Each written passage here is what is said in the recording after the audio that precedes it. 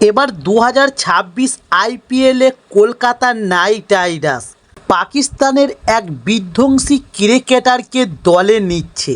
তবে বিষয়টা গল্প মনে হলেও একেবারে 100% সত্যা যে পাকিস্তানি ক্রিকেটার এবার কেকেআরে খেলতে চলেছে। তবে সেটা কিভাবে সম্ভব জানার আগে আমাদের চ্যানেল নতুন হলে চ্যানেলটি সাবস্ক্রাইব করে সঙ্গে থাকুন। চলুন শুরু করি। 2008 সাল থেকে পাকিস্তানের ক্রিকেটারদের আইপিএল খেলার নিষেধাজ্ঞা করা হয়েছে, কিন্তু এখন পাকিস্তানের এই জ্বলন্ত ফাস্ট বোলার আইপিএলকে আলোকিত করার জন্য প্রস্তুত। তার বিধ্বংসী গতির জন্য পরিচিত, আর তিনি হলেন মোহাম্মদ আমির। আইপিএল 2026-এর নিলামের জন্য উপলব্ধ থাকবেন তিনি, কারণ তিনি ব্রিটিশ নাগরিক হতে চলেছে।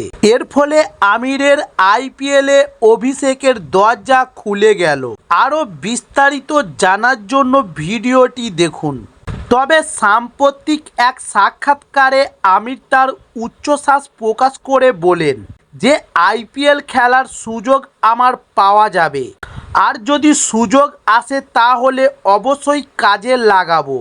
এরপরই এখানেই ব্যাপারটা আকর্ষণীয় হয়ে ওঠে, কারণ আইপিএলের নিয়ম অনুযায়ী যদি কোনো পাকিস্তানের খেলোয়াড় অন্য দেশের নাগরিকতা পান, তাহলে তারা আইপিএল নিলামে অংশগ্রহণের জন্য যোগ্য।